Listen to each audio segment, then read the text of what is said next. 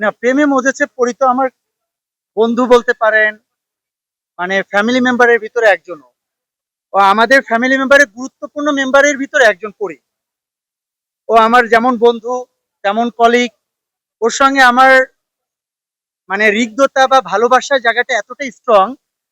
আমার মনে হয় আমাদের পিকচার দেখলে অনেকে মনে করবে যে আমরা সিরিয়াসলি প্রেম করতেছি, কিন্তু আসলে আমাদের ভালোবাসার জায়গাটা অনেক উপরে। আমরা একজন আরেকজনকে অনেক বেশি সম্মান করি, একজন আরেকজনকে অনেক বেশি ভালোবাসি।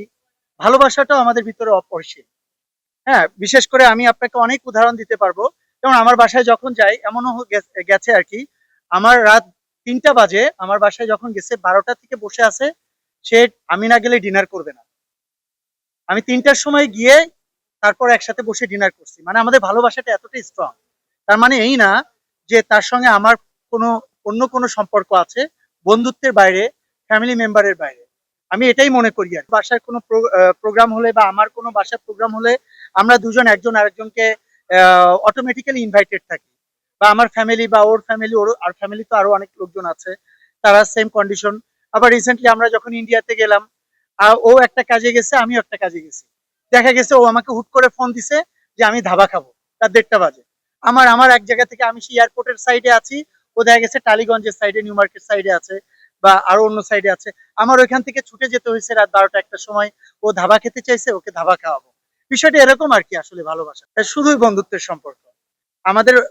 মানে এই বন্ধুত্বের সম্পর্কটাও না, আমি যেমন মাহির সঙ্গে আমার একটা বন্ধুত্বের সম্পর্ক, পরির সঙ্গে মানে অপুর সঙ্গেও আমার একটা বন্ধুত্বের সম্পর্ক।